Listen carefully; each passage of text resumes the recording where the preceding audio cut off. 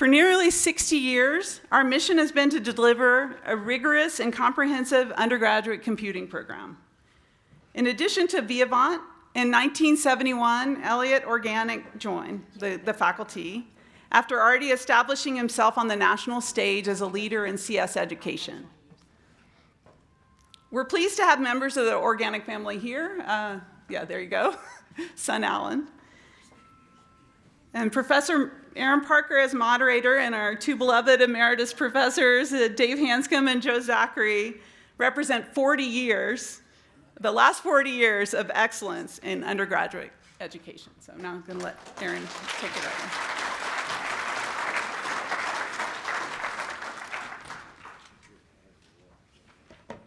Hi, I'm Erin Parker. I am a professor lecturer in the Kahlert School of Computing and the moderator for the first panel of today. I'll begin by introducing our panelists. Professor Emeritus Dave Hanscom taught computer science here at the University of Utah from 1982 to 2006. And Professor Emeritus Joe Zachary taught from 1987 to 2020.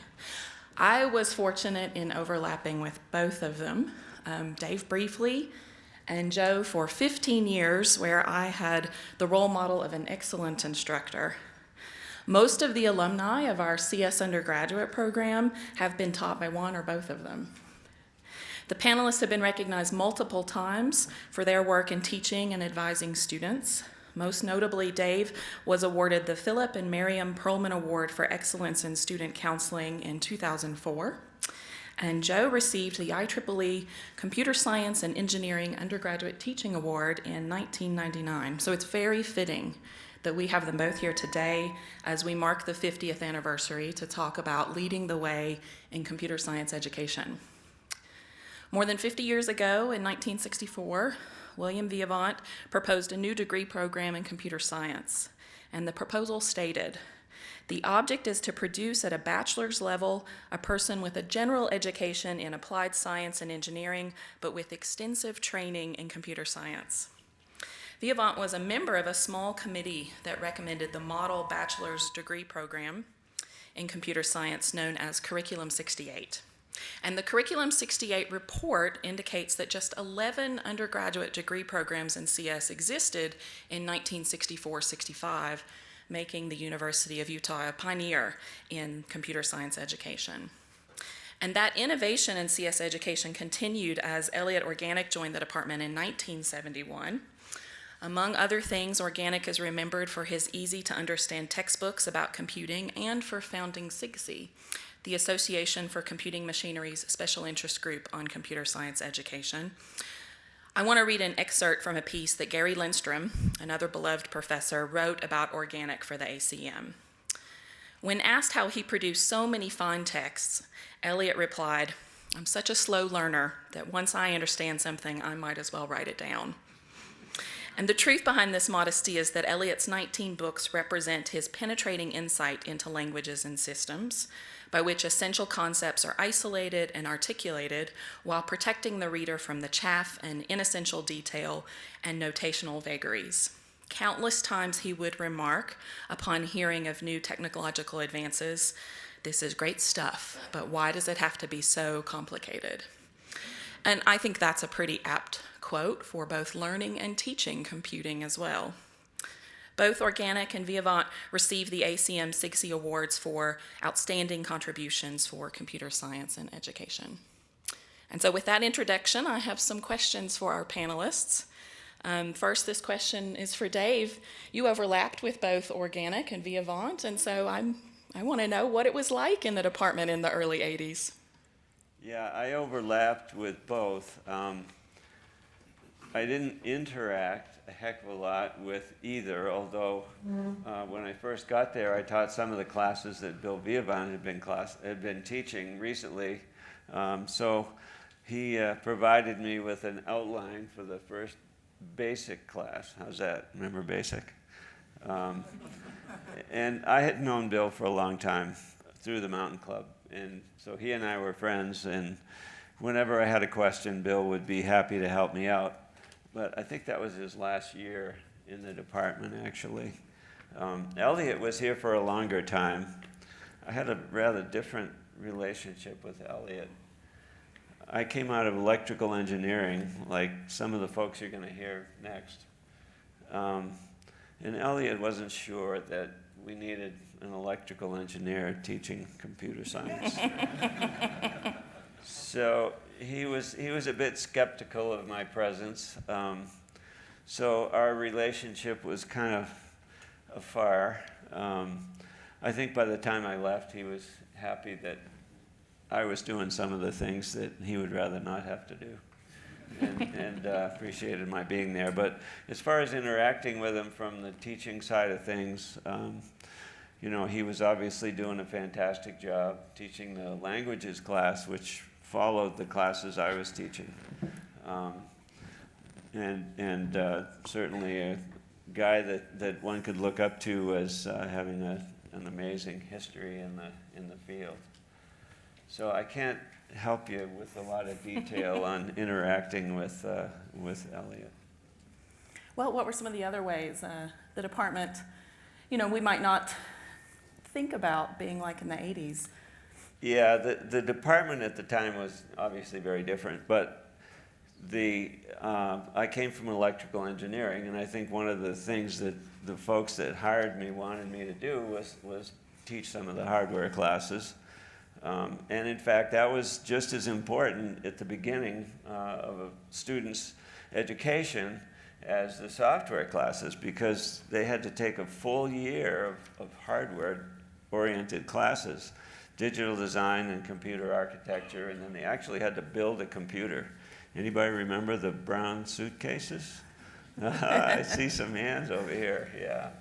So they actually took home a box that had parts to build the computer with a little wire wrap gun, and I mean, this is ancient history. But I thought it was great that kids had to understand what was going on underneath the software that they were writing.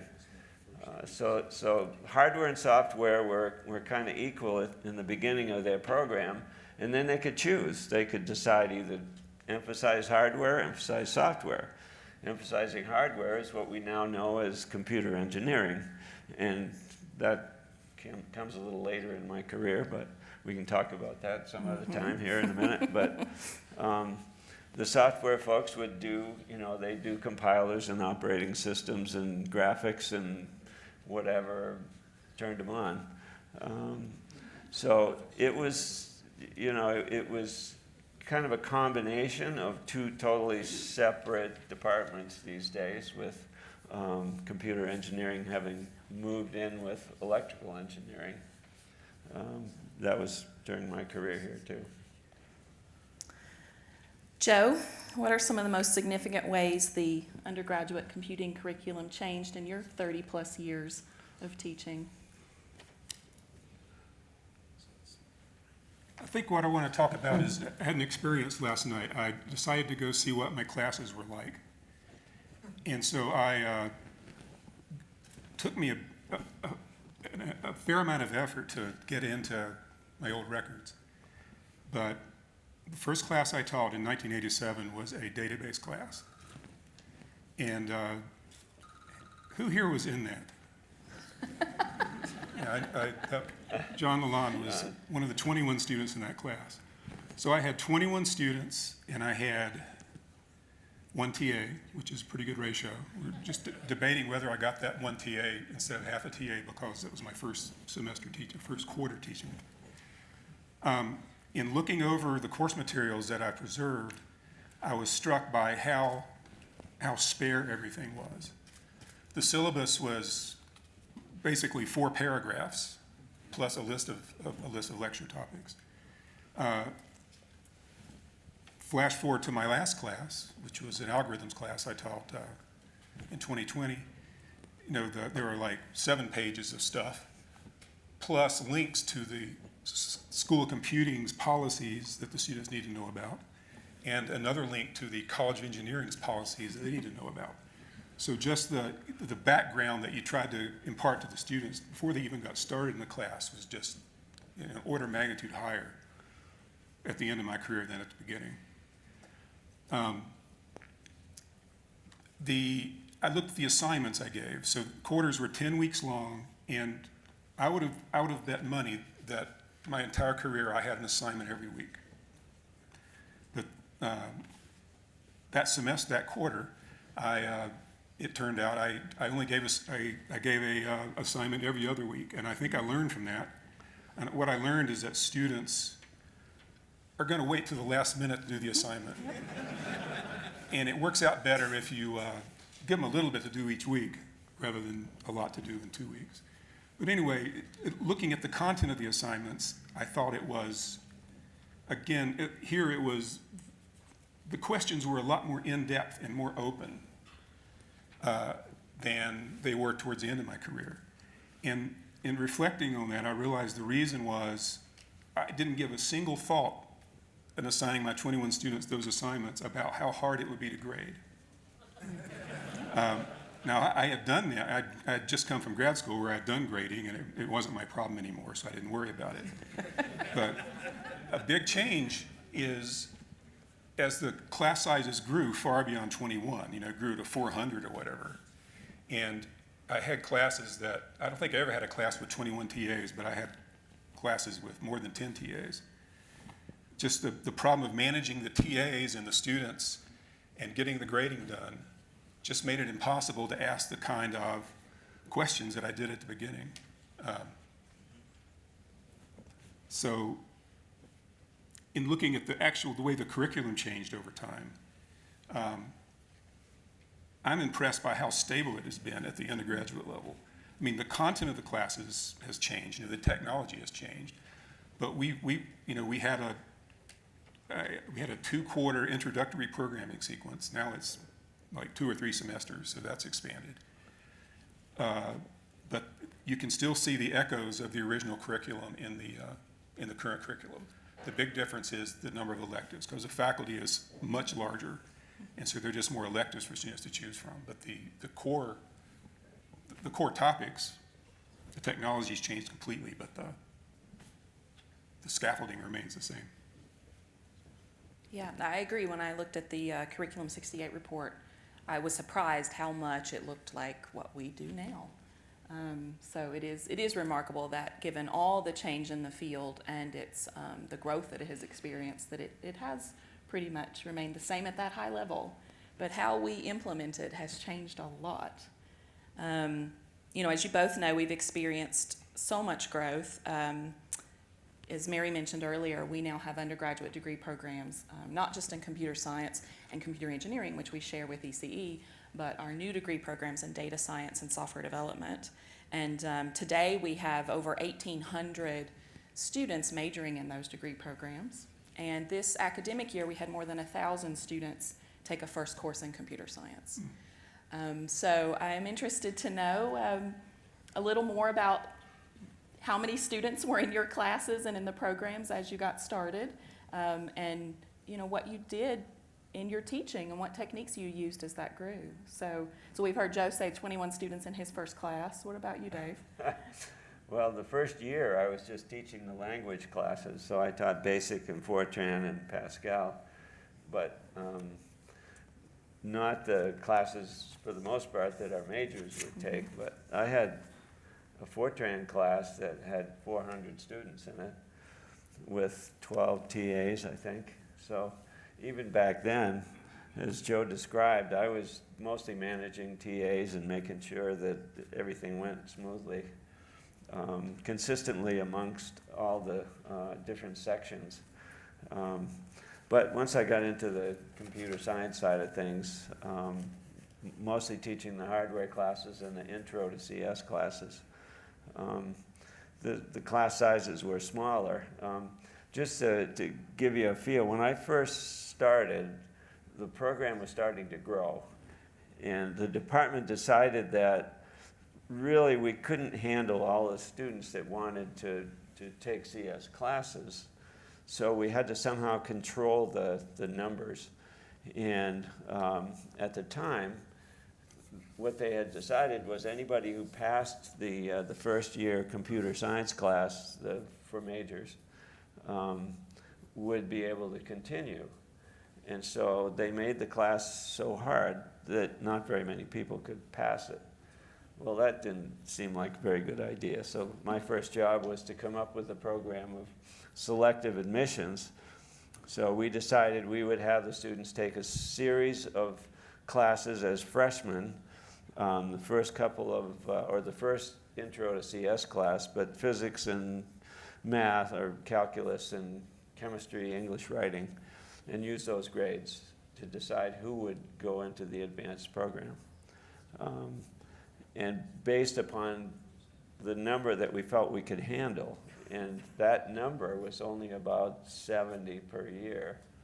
So that was the size of the classrooms, basically, that we had available. So that's how many students we could take. So that was kind of the beginning of that whole program with selective admissions. But now I think it's similar, right?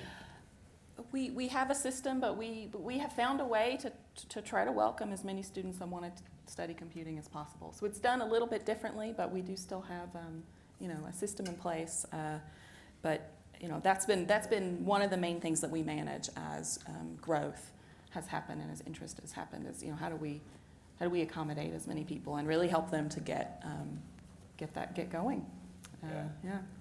Well, the selective admissions program was great from my point of view because the students that made it beyond that were amazing.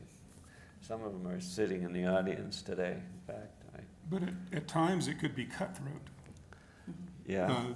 Students were, retaking classes to try to raise their A- to an A so they could get their GPA slightly higher and get over that 90 student cutoff. It was really tough on the students.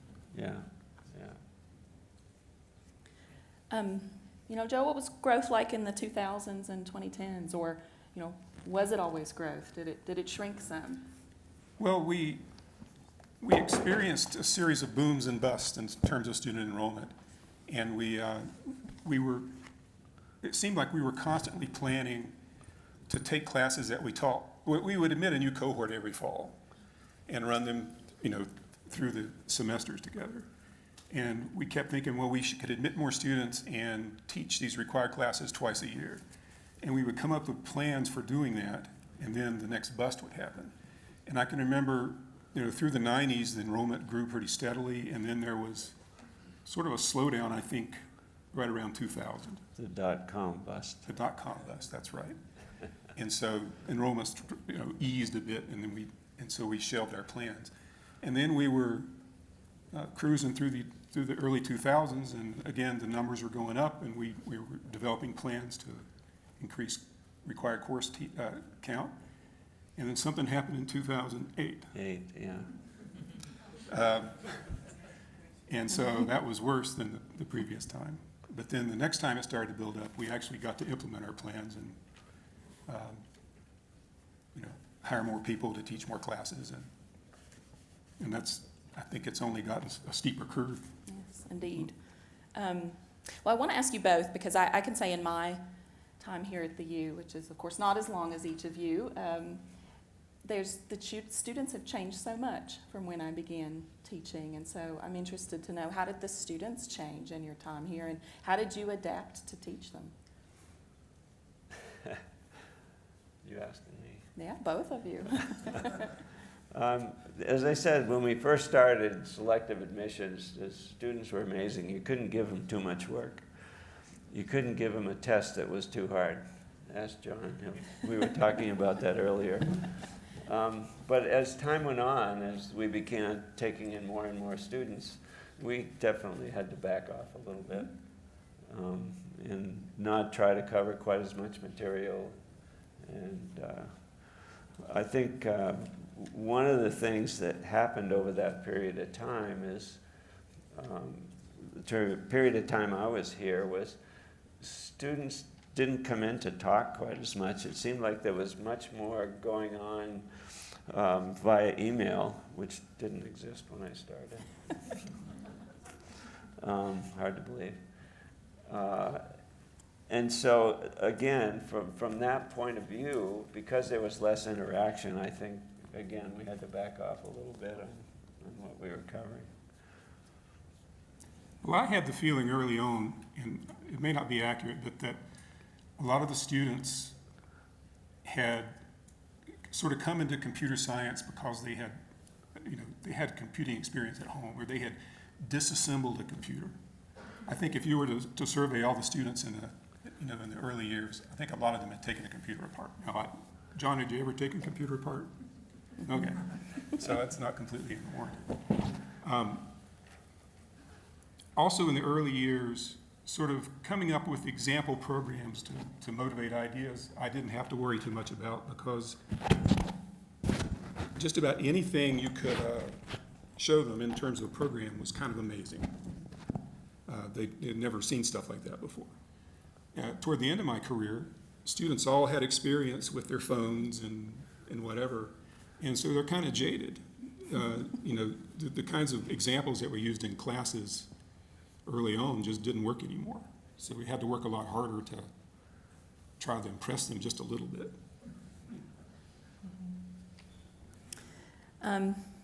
I think it's a good chance to break and see if we have questions from the audience for our panelists. I know we have students of both Joe and Dave's here.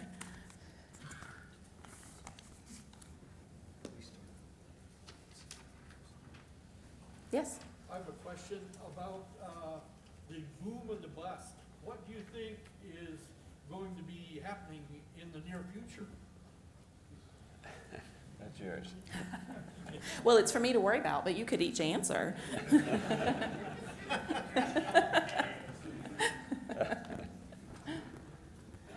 I know that it seems like every week I read one of the articles that pops up on CNN about how some expert that predicted the last recession is predicting another one will start next week. And eventually they're going to be right.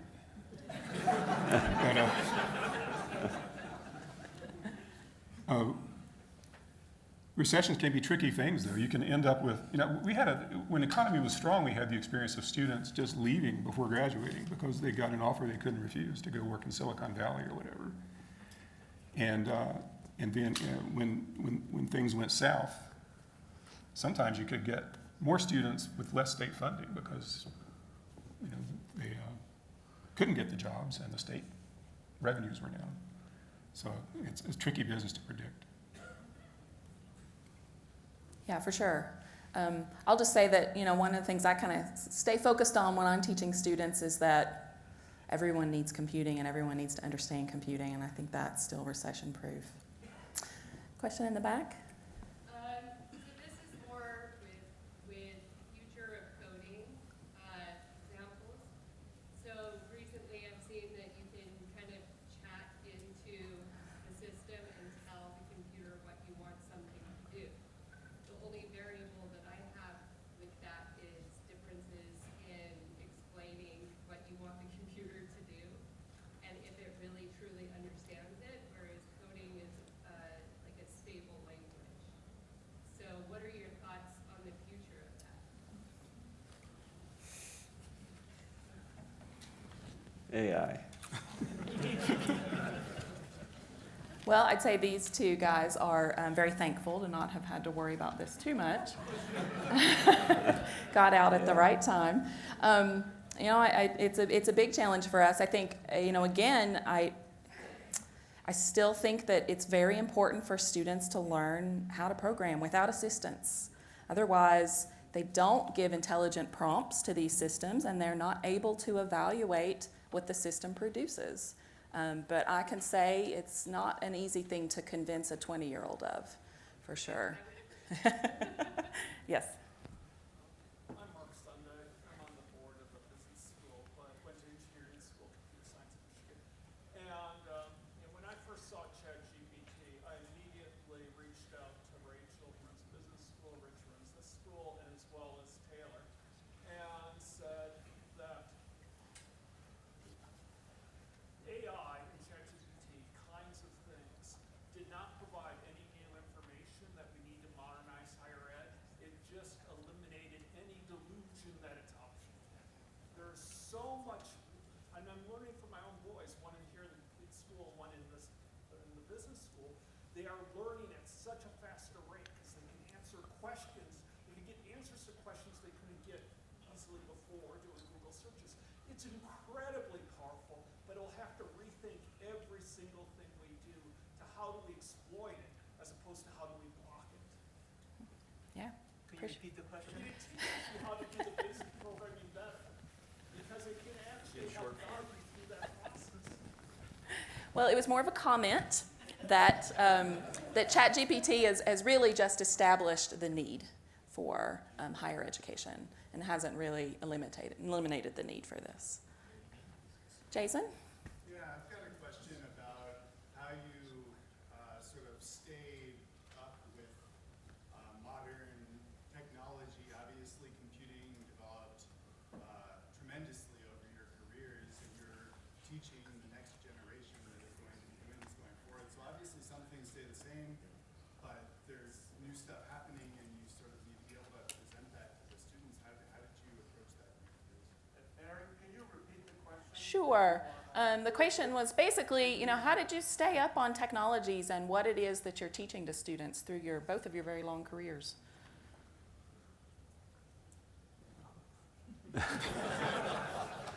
Well, you spend a little time studying, I mean, teaching is not just standing up in front of a class and spouting out the material that you spouted out last year.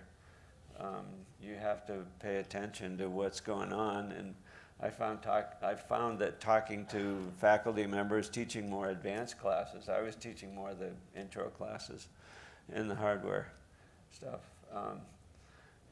The faculty members are a great source of info and help. Sure.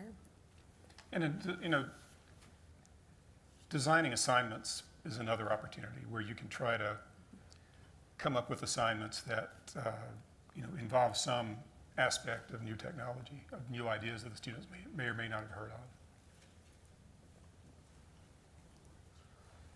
Yes, right here. Yeah, so one side we got like Oh, thank you, Rob.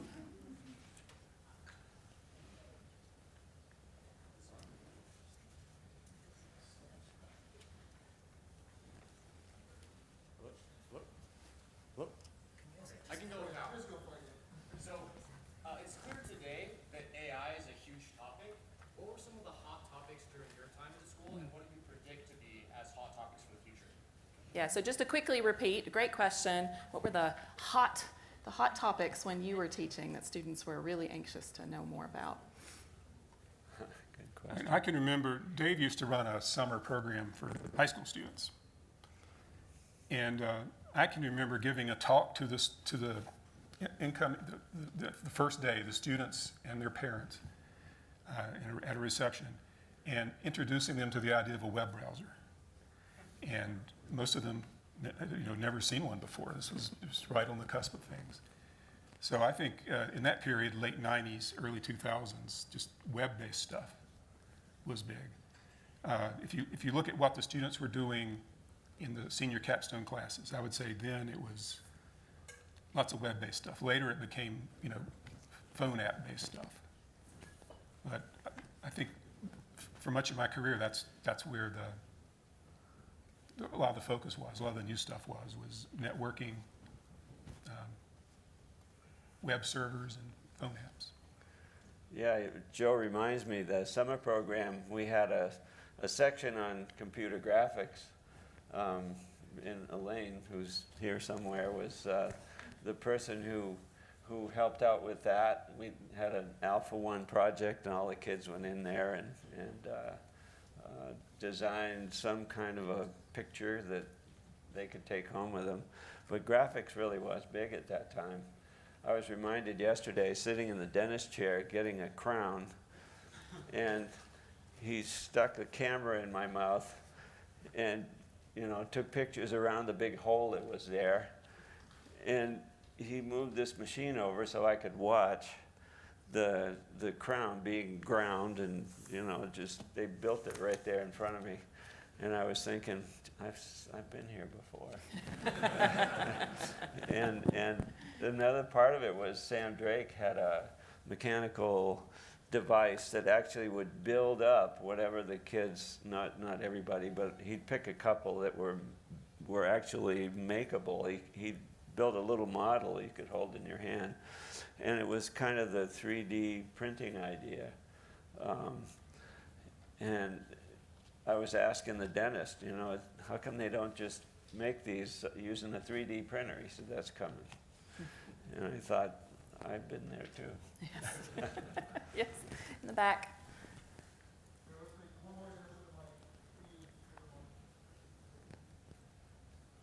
I remember taking your course, Dr. Parker, and it's okay, I passed. Good. The second time. You're in good company. Thank you. I remember that you taught us how to abstract coding down to the most finite steps so we could really understand the basic steps for coding. With the affluence of AI and a lot of students wishing to jump over those minutia and sub-steps, it comes into question the topic of ethics. What do you plan on doing in the future, and what have you done in the past in addressing proper coding ethics of what is good work, what does it look like when you're stealing, is something dishonest, and is something morally gray, and how do we define what those things are? Yeah, that's a great question. Actually, I think we'll start by asking the panelists, you know, where was ethics in the curriculum when you were teaching?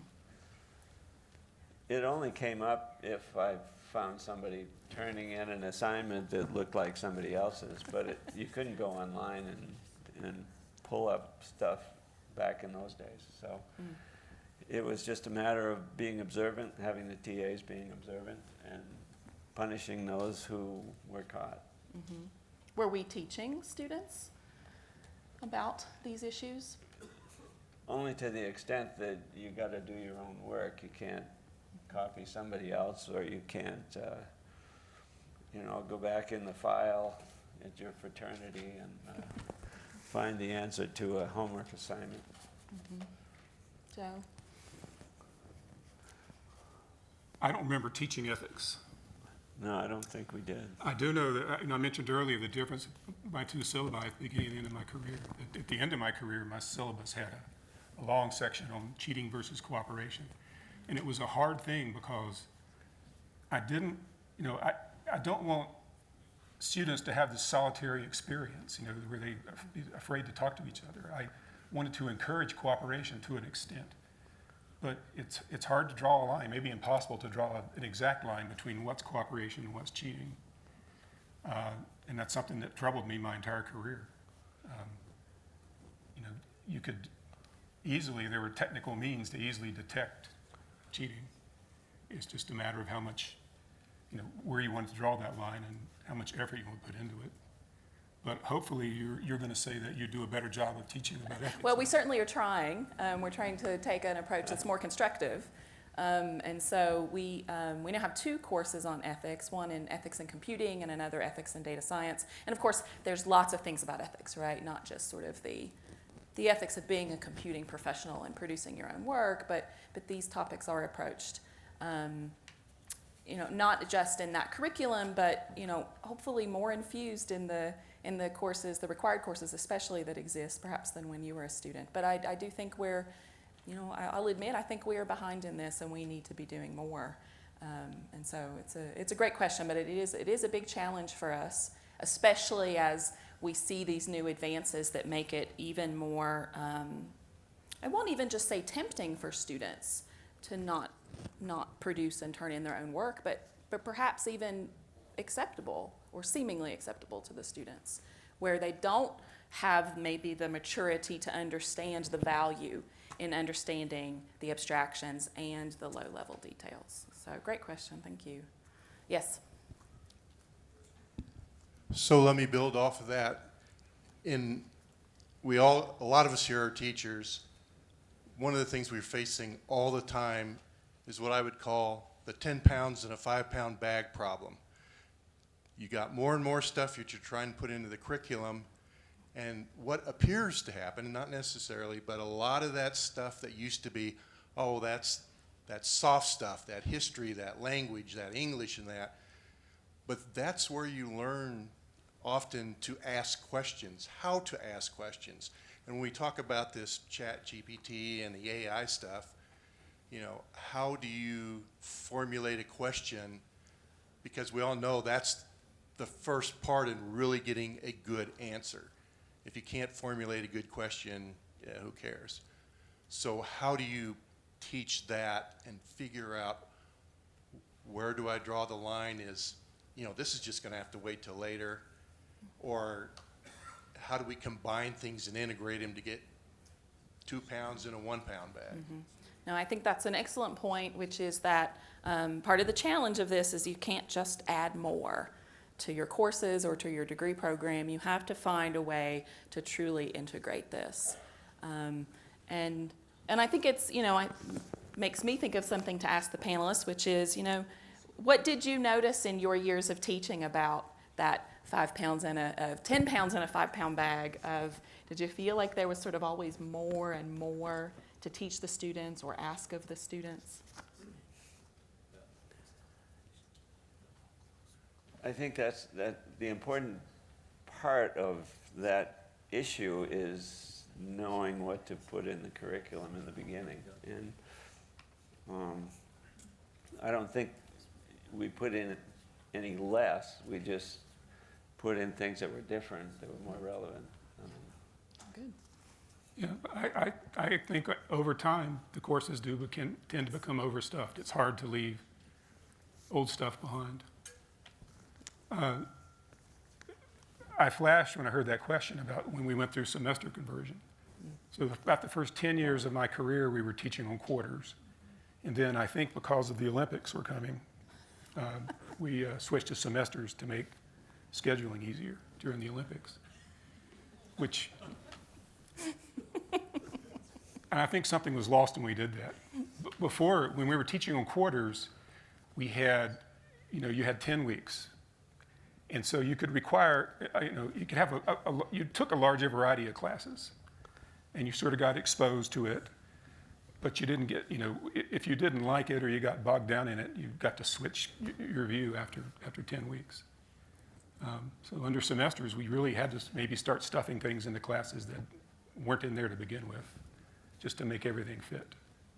And even combining some courses, right? I think that, the infamous CS 4400 was a combination of 2 courses from quarters, right? And so how do you do that, right? How do you can't just add them both, that makes it too big. So I'm sure that was a big challenge, and we probably even still see some artifacts from that in our courses today. Yeah. I mean, we used to require compilers, Right. and now no one takes it hardly. Well, What?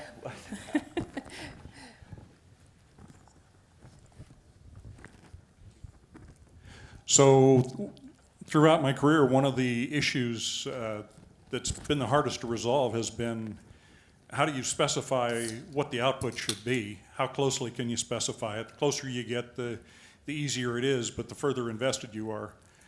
And then how do you verify that's what you've built? And I think that's going to become more important with tools like ChatGPT because, again, as he said, how you ask the question and how you determine that the results are accurate, it becomes a more important skill. So that may find its way into the curriculum. Thank you. yeah, absolutely. I would say that one thing that has happened as many of our courses have grown is we do sort of over-specify the output of what we're expecting from students because it does make it easier for us to evaluate that at a large scale, and there is something that's lost there and not sort of asking them those more open-ended and creative questions. How did you guys handle that when you were teaching? Or did you just make the TAs do all that hard grading and you didn't worry about it? No, I don't know. I mean, I mentioned earlier that it looks like earlier in my career I was much more open to asking these open-ended questions. And that just became impossible toward the end because of resources and just the number of students. Another thing that I noticed when I looked at my syllabi was that at the end, I was relying on all kinds of third-party software systems to help with grading programs. I mean, the whole idea of having a website like Canvas where your course materials live, that didn't exist in 1987.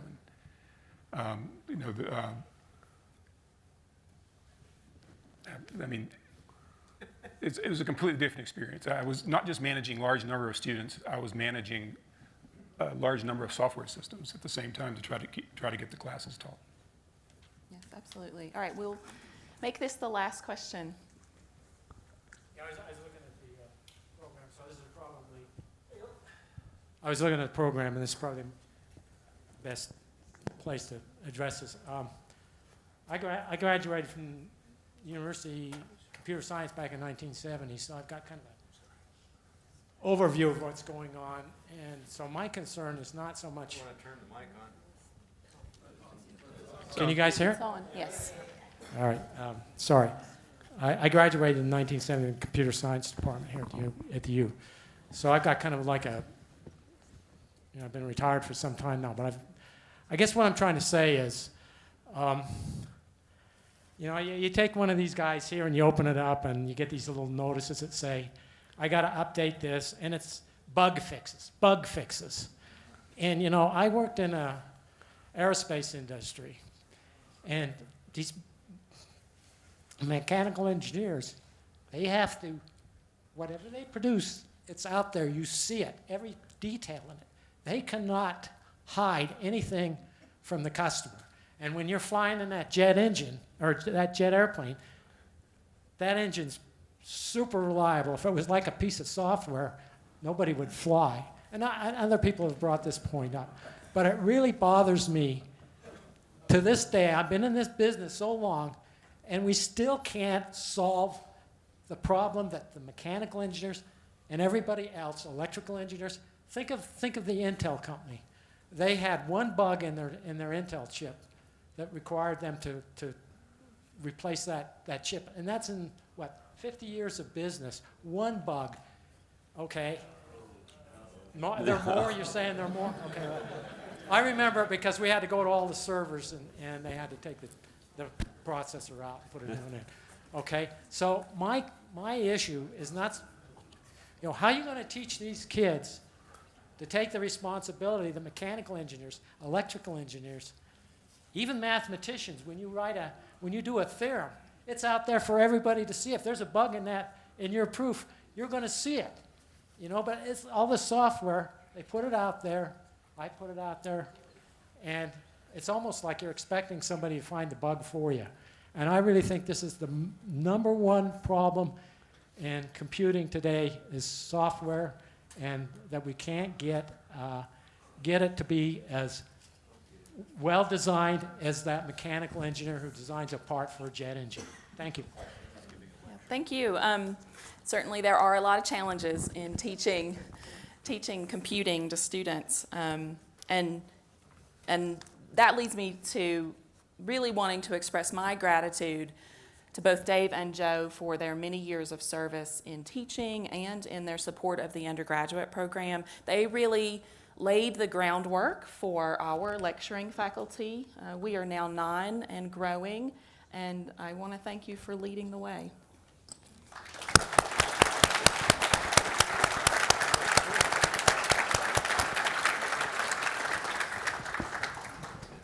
And thanks to Rich Riesenfeld for having the foresight to hire the first one, which was me.